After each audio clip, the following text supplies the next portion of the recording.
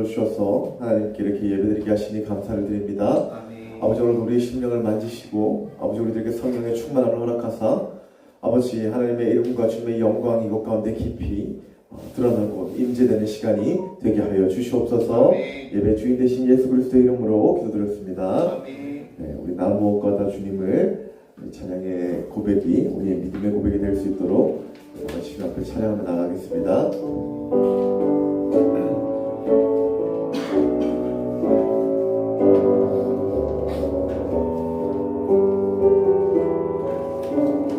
우리 나무옥과다 주님을 바꾸지 않으리. 다른 어떤 은혜 구하지 않으리. 오직 주님만이 내 삶의 도움이시니 주의 친구 되기 원합니다. 우리 한번 더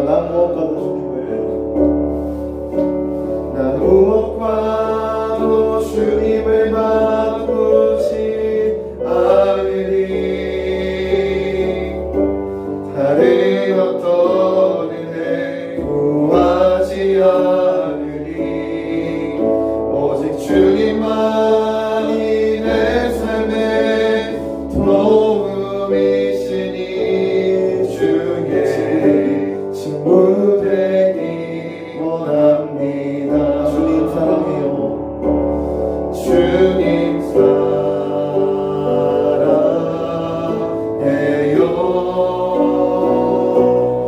온 마음과 정성 다해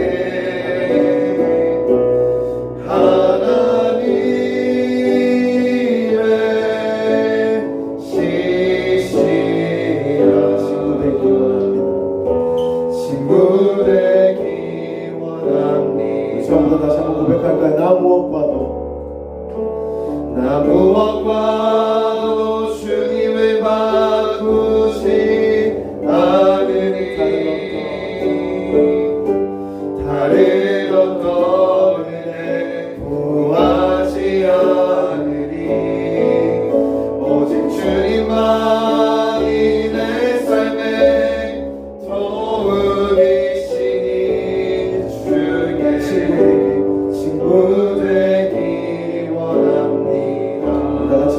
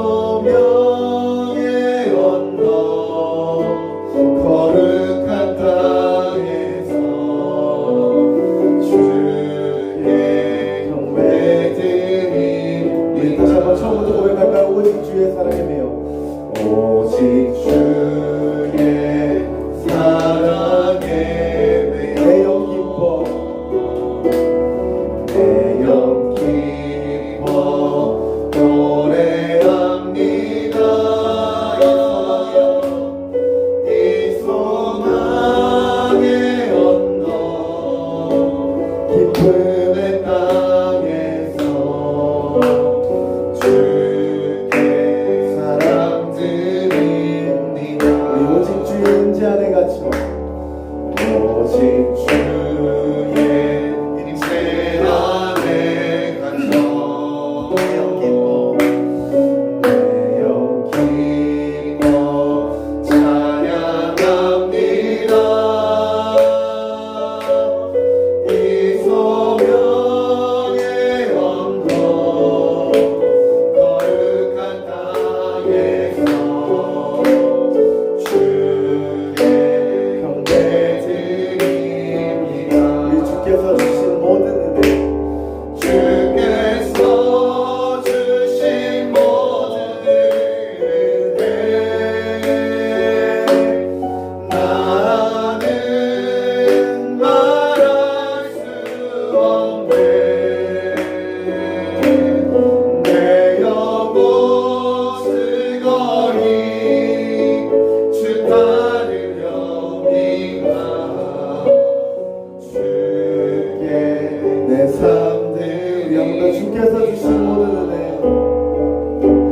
주께서 주신 모든 은혜,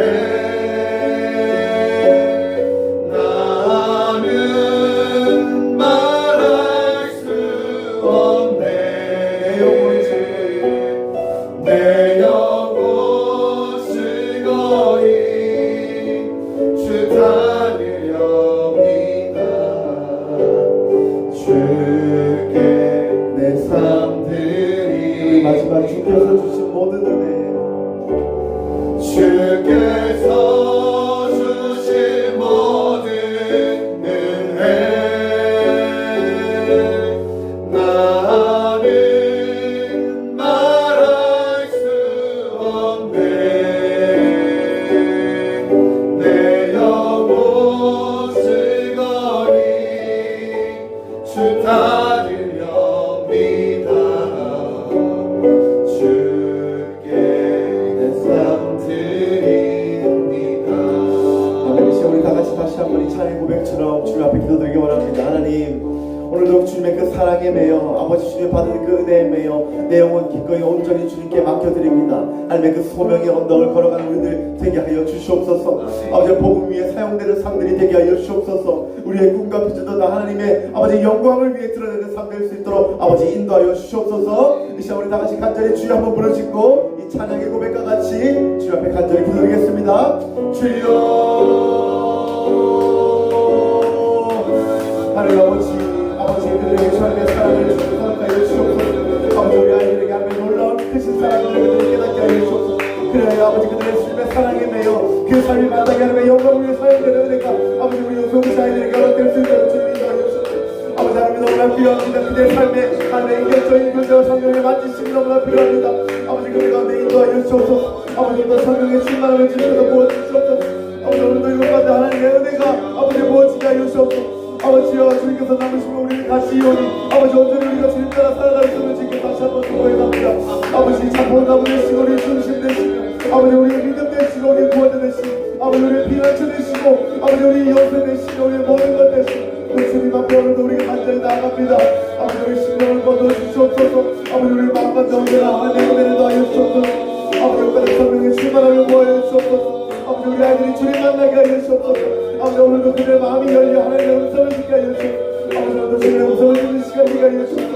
아버지 오늘도 우리가 주님 손함에 정직한 마음으로 주님 앞에 나갑니다.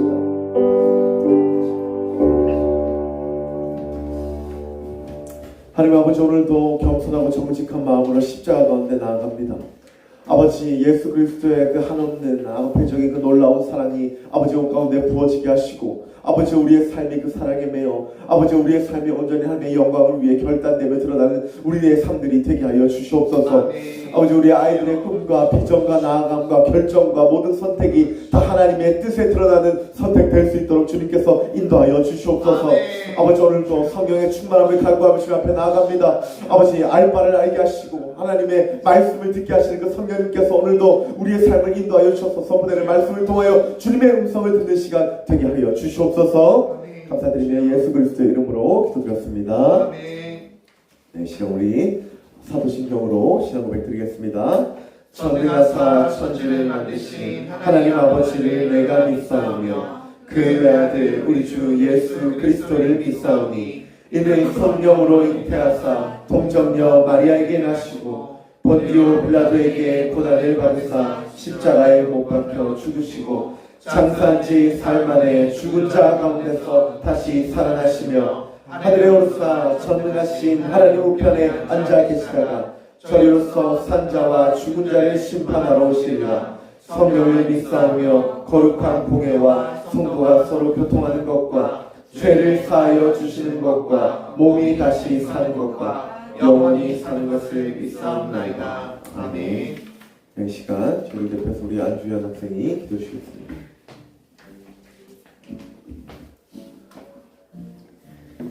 오늘도 주님 앞에 나와 예배할 수 있는 시간을 주시니 감사합니다. 아멘. 지난 한 주간 저희가 지은 죄가 있다면 용서하여 주시고 오늘 말씀을 듣고 다시 믿음으로 일어서서 한 주간 주님 뜻대로 살아갈 수 있도록 이끌어 주세요. 아멘. 하나님, 지금 시험 기간에 우리 요새 공동체들이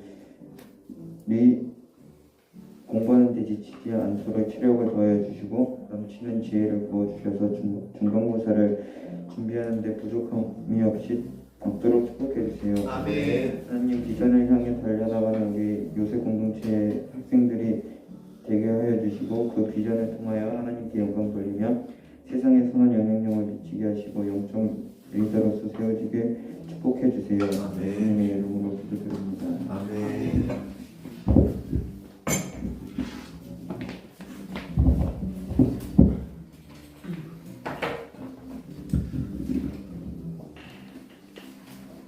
네, 이 시간 우리 다 같이 말씀 보도록 하겠습니다. 오늘 말씀은요, 창세기 말씀입니다. 창세기 12장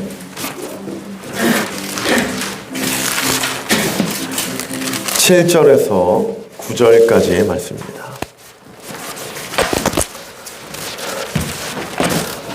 창세기 12장 7절 말씀인데요. 오늘 말씀은 우리 짧은 관계로 우리 다 같이 한번 큰 소리로 주영아 합독하겠습니다. 우리 주영이도 말씀 피시고 창세기 12장 7절에서 9절까지의 말씀입니다. 우리 구약 성경 제일 앞에 있고요.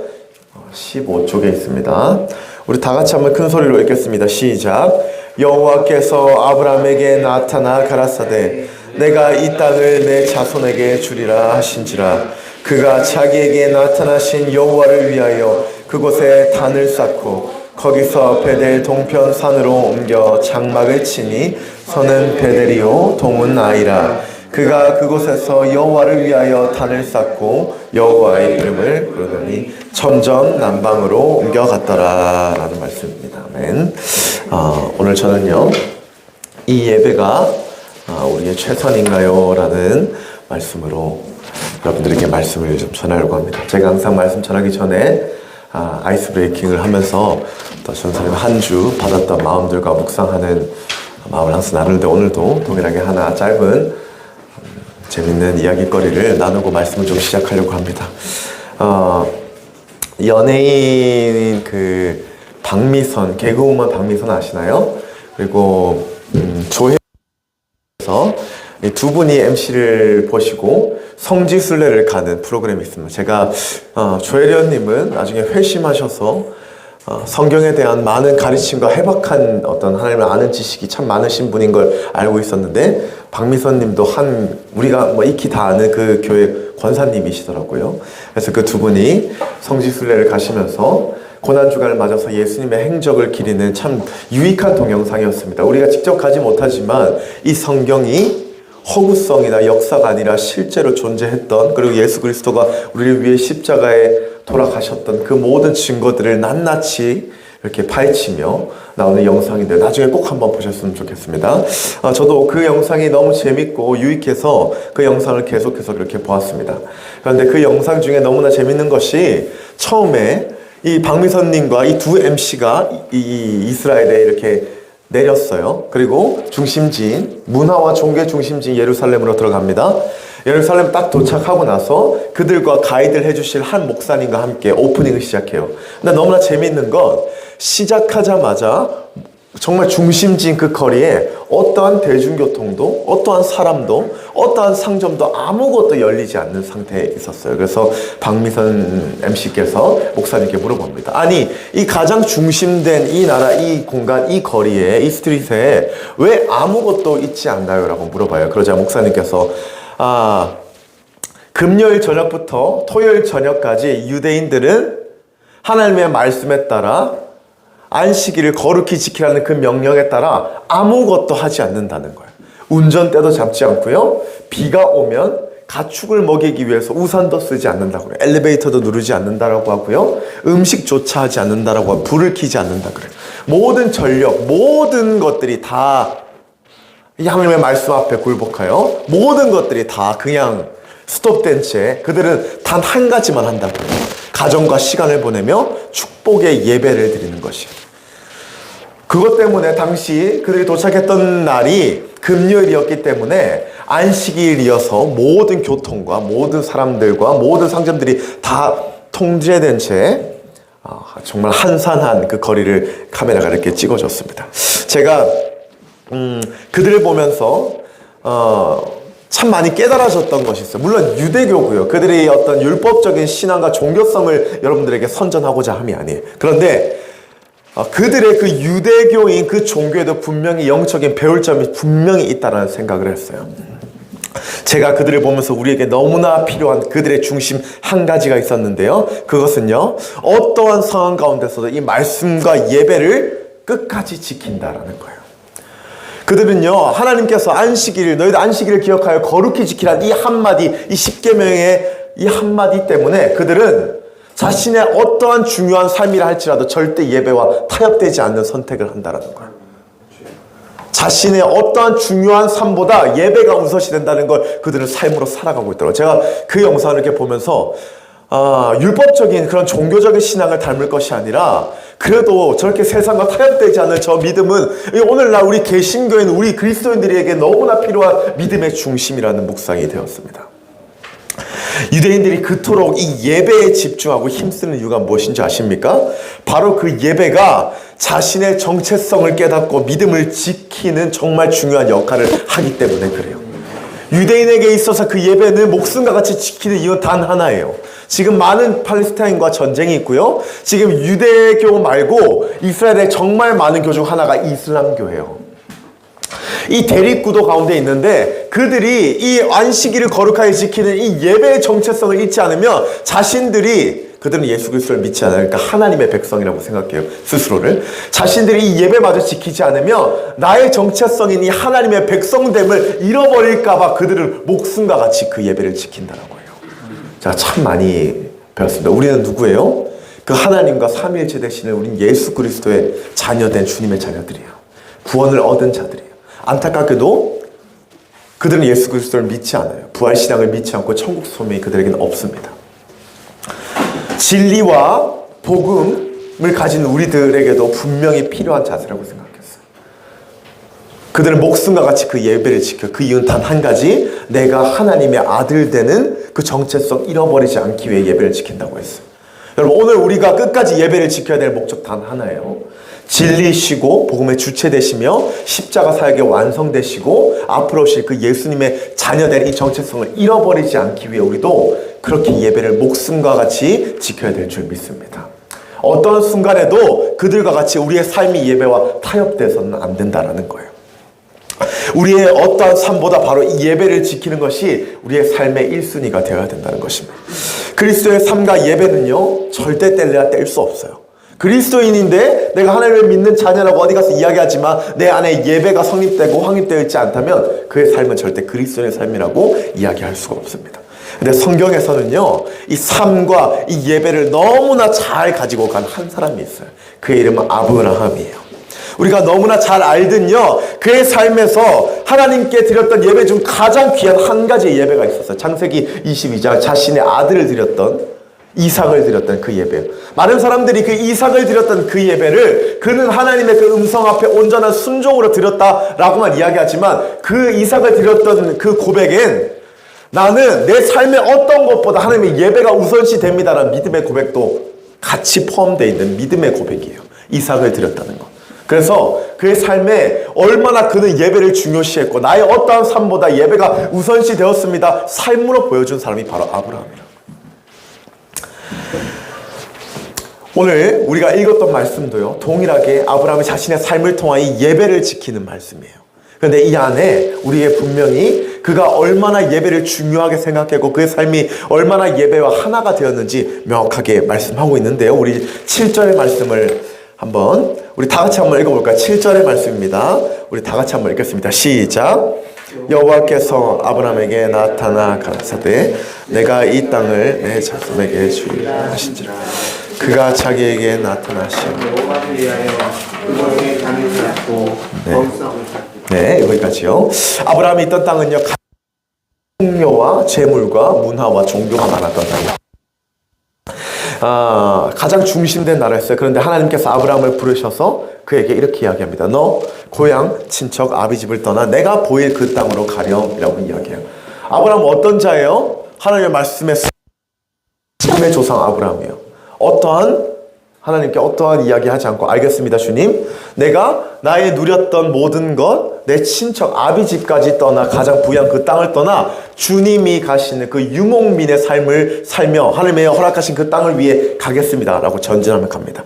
그런데 아브라함이 땅에 도착하니 그 땅은 이미 원주민들도 살고 있고요, 그 땅은 자신들이 정착하기에 너무나 삭막한 땅이었어요. 젖과 꿀이 흐르고 기름진 땅이 아니라 이 모든 가족과 가축과 자신의 모든 이 백성들이 거류하기에 너무나 힘든 땅이었어요. 그런데 오늘 말씀에서도 알 수 있듯이 그는 하나님이 부르시고 그 이끄신 그 순간에 가했던 것이 있어요. 아브라함이 하나님께서 부르시고 너 그 땅 가 했을 때 너무나 삭막한 땅이고 어려운 땅임에도 불구하고 하나님 가라시켜 순종했어요. 그 땅에 도착하자마자 우리 이 아브라함이 했던 첫 번째가 제가 읽겠습니다. 8절의 말씀인데요. 거기서 베델 동산 산으로 옮겨 장막을 치니 선은 베델이요 동은 아이라. 지금 이미 장막을 쳤어요. 그가 그곳에서 여호와를 위하여 뭐를 쌓여 단을 쌓고 여호와의 이름을 부르더니라고 고백합니다. 그러니까 그는 하나님이 부르신 그 땅에 안착하자마자 거기서 여호와의 이름을 부르며 거기서 예배했다 오늘 말씀을 이야기하고 있습니다. 그런데 이 말씀의 이 쟁점은 가장 중심된 구절은요 바로 9절이에요. 제가 읽겠습니다. 점점 남방으로 옮겨갔더라. 이 말이 뭐냐? 아직 지금 하나님께서 허락하신 땅에 가고 있는 유목 생활에 있는 중이에요. 그런데 매일과 같이 광야를 걸을 수 없잖아요. 쉬어야 되고 정착해서 다음 행성지를 가야 돼요. 그래서 지금 이 아브라함은 행성지를 갈 그 순간순간마다 단을 쌓고 하나님께 제사하며 주님께 예배 드렸다. 그래서 오늘 말씀에 뭐라고 해요? 점점 남방으로 옮겨. 남방이 어디? 하나님께서 허락하신 그 땅으로 가고 있는 중이에요. 9절이 왜 중요하냐면 그는 그 가고 있는 순간마저도 매 순간 하나님께 예배를 그치지 않았다. 그거에 대한 함축적 의미가 바로 9절 점점 그는 남방으로 옮겨갔더라 라는 의미입니다. 그는요 어떠한 순간에도 어려운 순간에도 순종의 순간에도 하나님께 예배하기를 그치지 않았다는 거예요. 그의 이 귀한 믿음 하나님 얼마나 귀히 보셨습니까? 여러분 아브라함을 향한 하나님의 축복의 메시지 다 기억하세요? 하나님께서 그에게 이렇게 이야기해요. 아브라함아 두려워하지 말라. 나는 내 방패여 너의 큰 상급이란다. 하늘 우러러 별을 셀 수 있는지 보라. 내 자손이 이와 같을 것이다. 그리고 너는 꼭 이 모든 땅을 허락해 줄 것이다. 하나님께서 축복하셨어요. 성경에서 아브라함의 모습 중에 가장 많이 나온 순종이 뭔지 아세요?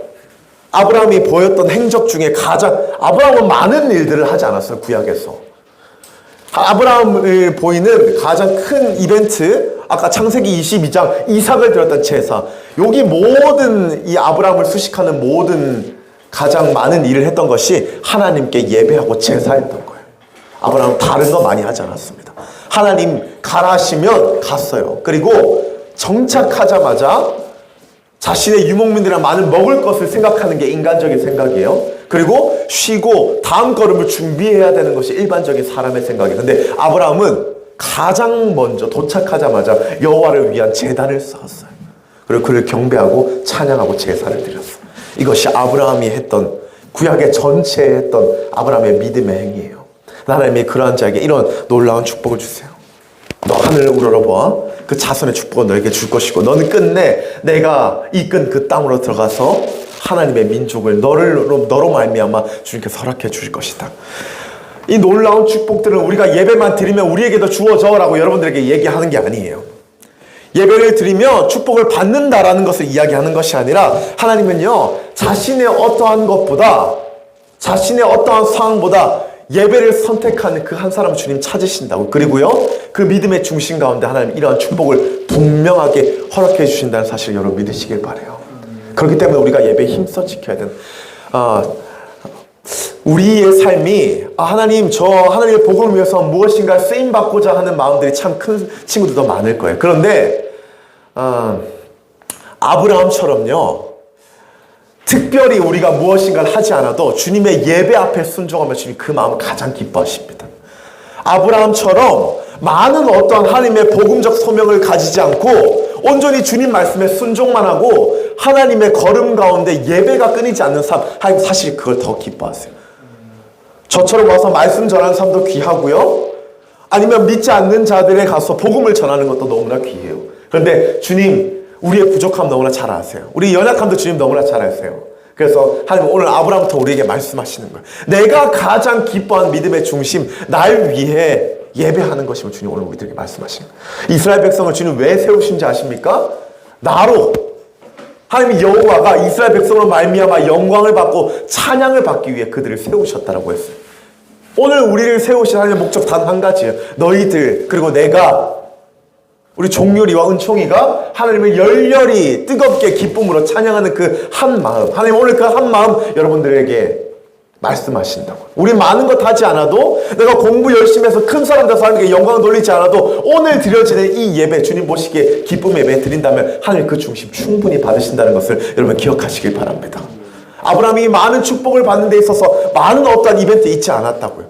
어떤 순간에도 하나님께 제사하며 하나님의 단을 쌓는 그 일을 쉬지 않았더니 하나님께서 아브라함을 통해 그렇게 놀라운 축복을 허락해 주셨어요. 여러분, 그 축복이 아브라함의 축복일 것만 같습니까? 저는 예배의 중심을 지키고 끝까지 하나님께 마음을 드린 자에게도 동일한 은혜와 축복이 있을 줄 여러분 믿음으로 축복드립니다. 자, 그렇다면 이 예배의 중요성의 아브라함에 대해서 우리가 이렇게 봤는데요, 우리가 항상 많이 고민하고 항상 기도할 때마다 하는 멘트가 있습니다. 우리 예배를 위해서 기도할 때 많은 예배 가운데서 항상 이 요한복음 4장 24절의 말씀을 이야기해요. 우리 어떻게 예배 드려야 될까요? 라고 했을 때 항상 신령과 진정으로 드려야 된다고 이야기하는데요, 제가 이 말씀을 읽겠습니다. 하나님은 영이시니 예배하는 자가 신령과 진정으로 예배할지니라. 사실 이 말씀은요, 예수님께서 유일하게 이 예배를 향한 하나의 어떤 센텐스로 만든 유일한, 신약에 있는 유일한 말씀이에요. 예배는 이렇다, 예배는 이렇다를 딱 한마디로 예수님께서 말씀하셨어요. 제가 이것에 대해서, 자, 오늘날 예배의 중요성에 대해서 알았어요. 그 예배를 드리는 그 믿음의 중심이 축복의 통로인 것도 우리가 알았어요. 그럼 우리가 어떻게 예배를 드려야 될까요? 했을 때 신령과 진정으로 드려야 된다고 했습니다. 첫 번째요, 신령으로 예배하는 것에 대한 의미를 제가 말씀드릴게요. 이것은요, 영문 표현 인스피릿이란 말이에요. 성령. 그러니까 신령은 내가 성령의 충만함을 받아 예배하는 것을 의미해요. 자, 두 번째요, 진정으로 하는 거. 예수님께서 예배하래요. 신령과 진정으로. 이 진정은요, 우리들이 생각하는 진정성 있는 마음, 이런 걸 의미하는 거예요.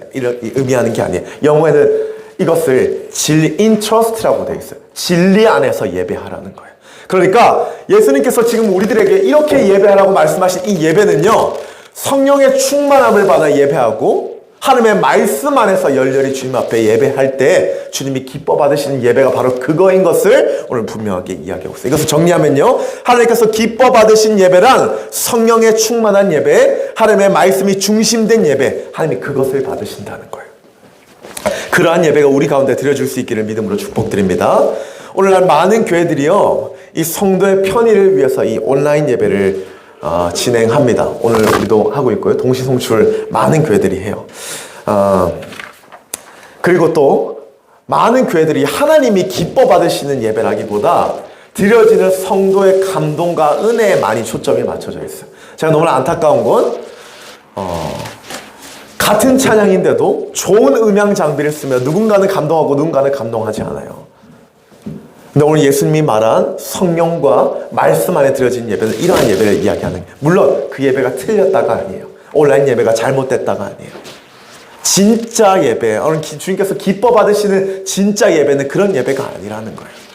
오르간이 없고 드럼이 없고 음향 장비가 없고 어떤 영상이 없어도 성령의 충만함의 예배면 찬송가 한 곡을 들어도 눈물을 흘리며 주님께 기뻐하며 예배 드릴 수 있다는 거예요. 그 예배 받으신다는 거예요. 다윗이요, 전쟁을 승리한 후에 하나님께 기쁨으로 찬양하며, 우리 다 알죠? 나 다윗처럼 춤을 출 거야 라는 찬양 있잖아요. 하체가 다 벗겨질 만큼 하나님께 감사의 찬양을 드려요. 그런데 왕이 많은 자신의 시민들과 백성들 앞에서 하체가 벗겨질 만큼 주님께 기쁨으로 찬양했다. 얼마나 수치스러운 일이에요. 그가 왜 그렇게 할 수 있었겠어요? 거기에 나팔이 있었겠어요? 거기에 뭐 음향장비, 드럼이 있었겠어요? 그는요, 그 당시 하나님 앞에 성령의 충만함을 받았던 거예요. 그의 삶에 이미 말씀이 충만함이 힘입은 자였던 거예요. 그렇기 때문에 주님을 예배할 때 자신의 목소리와 자신의 행위로서 그렇게 열렬히 기쁨으로 예배할 수 있었다는 거예요. 오늘 주님이 받으신 예배가 그러한 예배라는 겁니다. 여러분, 예배는요, 물론 이 자리가 오늘 우리 아무것도 없는 성령의 힘, 어떤 신앙의 어려움을 가지고 와서 신앙의 충만함을 받는 자리가 될 수도 있어요. 근데 정확한 정의는요, 하나님께서 받으시는 신령과 진정으로 드려지는 예배는 내가 오늘 하루 밖에서 성령의 충만함으로 그럼 성령의 충만함으로 말미암아 여기서 기쁨을 누리는 것이 진짜 예배예요. 여기서 내가 하나님의 예배로 말미암아 성령의 충만함을 받는 것이 아니라 내가 밖에 나아가 내 삶에 매일 말씀과 성령의 충만함과 기도의 삶을 살아내는 거예요. 그럼 내 안에 하나님과 동행하심을 느껴지는 거예요. 그 다음 그 나와 기쁨을 누리는 그 예배가 오늘 주님이 받으시는 예배라는 거예요. 다윗이 하나님께 기쁨으로 예배하는 그 예배 왜 그랬겠어요? 그의 평소의 삶에 이미 하나님과 깊은 교제 가운데 있었던 거예요.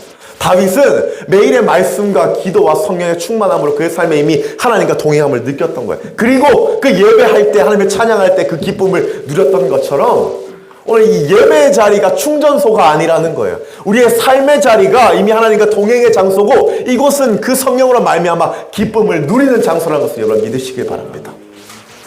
밖에서 우리는 성령의 충만함과 말씀으로 연단되고 우리의 영이 풍요로워져서 그 안에 하나님이 주시는 참된 평화와 안식을 누리는 것이 예배의 장소고 예배의 당이지, 절대 이곳에서 한 주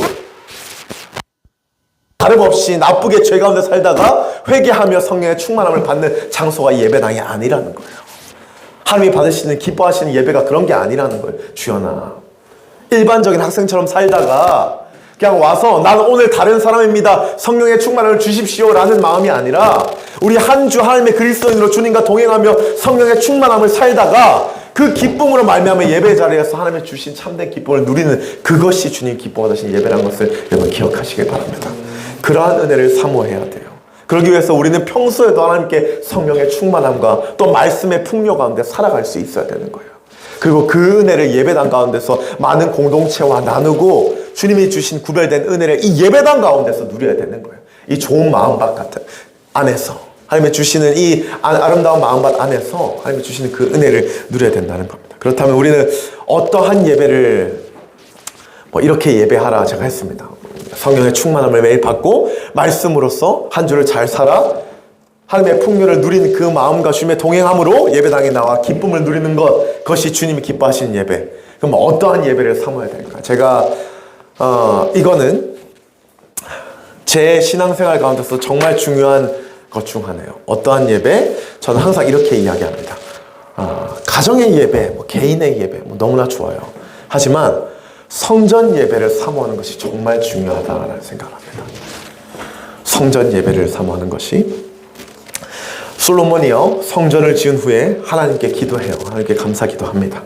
하늘에서 놀라운 불이 그 앞에 떨어져요. 그리고 모든 번제물과 제물들을 다 불사르십니다. 그리고 성경은 그곳에 하나님의 영광이 그 성전에 가득하다라고 표현합니다. 그리고 그 영광으로 인해 많은 제사장들이 하나님의 성전에 들어갈 수 없고, 그래야 많은 이스라엘 백성들이 땅에 엎드려 여호와 하나님을 예배하고 이렇게 고백합니다. 선하시도다, 그의 인자하심이 영원하도다 라고 믿음으로 고백해요. 자, 출애굽했어요. 이스라엘 하나님의 허락하신 가나안 땅으로 잘 전진합니다. 그래서 뭐 해야 돼요? 예배 해야 돼요. 진짜 모세와 아론이 그것을 기도하는데 하나님의 영광의 성막에 그것 가운데 동일하게 불이 떨어져요. 번제물과 그 기름을 다 불사. 그 레위기 9장에 그것 가운데 하나님의 놀라운 영광이 임하였다라고 표현합니다. 백성들이 그것을 보고 소리 지르며 다시 한번 여호와의 영광을 위하여 경배합니다. 여기서 경배는 뭐예요? 예배하는 거예요. 성경은 분명하게 하나님께 제사를 드리는 성전에서는 구별된 은혜와 하나님의 놀라운 영광이 임재된다는 것을 우리들에게 있습니다. 코로나, 참 제가 코로나라는 단어를 진짜 오랜만에 써보네요. 몇 개월 만에 써보는 것 같은데, 그때 그 전염병 때문에 예배 바뀌었어요. 그러면서 예배의 형태가 바뀌면서 예배의 모양도 많이 바뀌기 시작했어요. 그래서 이제 온라인이 가장. 그리고 두 번째요. 가정의 예배를 통해서 대예배를 대체하시는 분들 계세요. 어제 제가 영상을 봤는데 자신을 선지자라고 표현하는데 한국인이에요. 자신을 이 서브타이틀 타이틀 제목에 개신교이나 예배를 가지 않는 개신교. 제가 클릭해서 봤더니 일어나자마자 동일하게 뭐 기도하고 말씀 보고 또 신학도 공부해요. 그리고 삶의 자리에서 운동도 하고 또 거기서 예배를 드려요. 그러니까 그는 예배당에서 예배를 드리지 않고 혼자. 이러한 참 재밌는 예배의 형태와 예배의 모양들이 다양하게 일어납니다. 그들이 틀렸다, 잘못됐다, 정죄하고 싶진 않아요. 그런데 제가 말씀드릴 수 있는 건 건강한 신학은 절대 아니에요.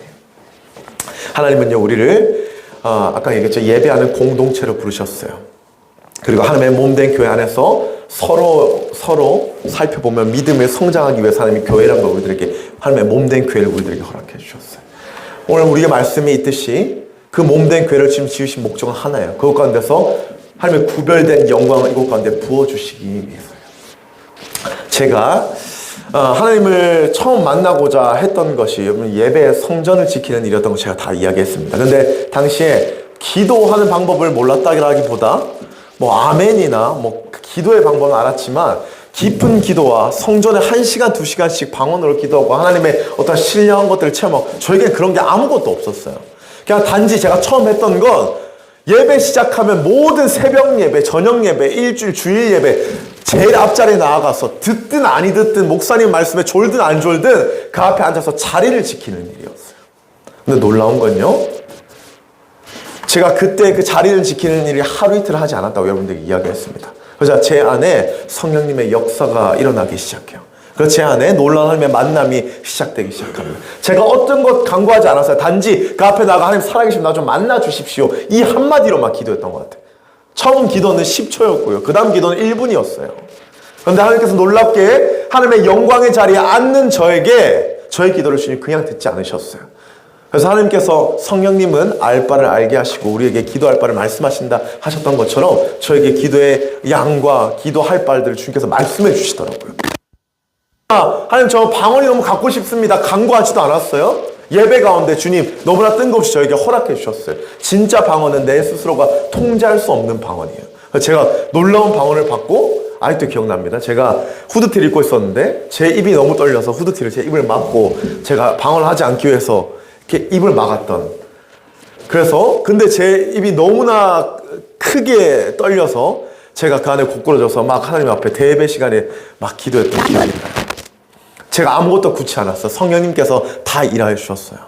근데 제가 아브라함과 동일해요. 그러한 은혜와 신령한 축복을 받았던 건 단 하나였어요. 그냥 하나님의 예배의 일심으로 나아갔어요.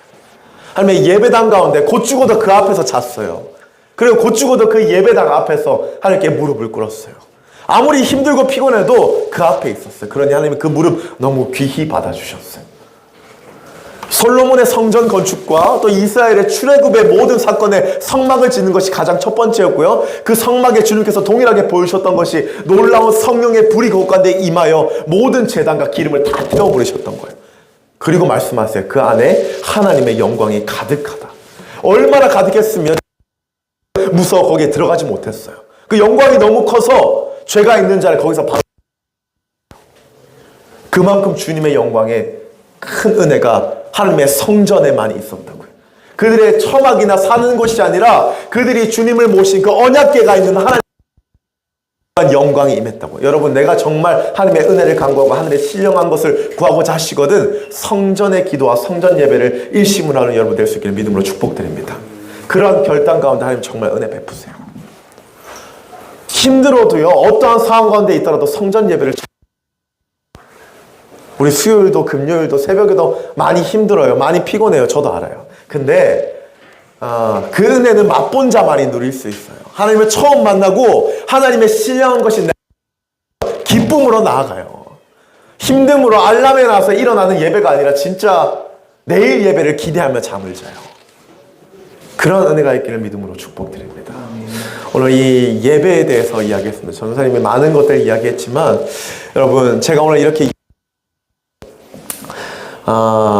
우리들의 삶에 조금은 예배가 등한시된 것 같아요. 우리들의 삶에 조금은 예배가 차선이 된 것 같은 마음이 들었어요. 그런데 하나님은 내 삶 때문에 그분이 예배 받으시는 그것이 무시되는 것을 주님 절대 기뻐하지 않으세요. 그리고 절대 그럴 만한 분도 아니세요. 그리고 절대 그렇게 해서도 안 되는 일이에요. 하나님은 우리를 부르신 그 목적요, 그분이 예배 받으시기 위해서요. 하나님은 우리를 교회로 부르신 것은요, 하나님의 영광 받기 위해서요. 하나님께서. 오늘 제가 아브라함을 통해서 이 예배에 대해서 이야기했습니다. 제가 서두에 그 유대교 사람들, 정통파 유대교 사람들의 그 예배를 지키는 그 신앙의 중심을 이야기했어요. 우리 이슬람 사람들은요, 하루에 어떤 일이 있어도 5번 알라신을 위해서 기도해요. 그들은 다 뭐 우리가 오늘날 익히 아는 진짜 복음이 아니잖아요. 가짜잖아요. 그런데 오늘 우리들은 진짜 하나님을 믿는 주님의 자녀들이에요. 그런데 우리의 믿음이 그들보다 못하다면, 우리의 예배의 중심이 그들보다 부족하다면 우리의 신앙을 점검해 볼 수 있어야 돼요. 그들은 예배 위해서 여행도, 밥 먹는 것도 금하고 운전도 금하고 비도 우산 쓰는 것도 하나의 노동이어서 행위여서 하지 않는다고요. 참 얼마나 그 신앙 앞에 결단된 모습들입니까? 대중교통이 끊어진다고요. 그 예배 날에는요. 요리를 하지 않는다고요. 그 예배 날에는요. 근데 오늘날 우리 예배 시간에 하나님 저 이거 위해서 하나님 저 이거 위해서 온라인으로 잠깐요. 하나님 저 이거 위해서 온라인으로, 하나님 이거 위해서 저 개인의 기도 시간을 대체할게요. 하나님 이거 기뻐 받으시지 않으세요? 그리고 나의 업다함을 위해서 예배가 등한시되면 그 업다함 주님 절대 기쁘게 쓰시지 않으세요. 나의 업다함을 위해서 그 예배가 차선이 되면 절대 하나님 그거 그냥 두시지 않으세요. 민감한 자는 알 겁니다. 내가 하나님보다 더 옳은 것을 선택했으면 마주하는 결과는 더 좋지 않은 것이란 걸 우리 영적으로 민감한 자 찔림이 분명히 있어요. 제가 좀 어려운 이야기를 했지만 주된 목적은 단 하나예요. 예배를 힘써 지키는 거예요. 나의 삶의 우선으로 두는 거예요. 그리고 신령과 진정으로 예배하는 마음입니다. 축복드립니다.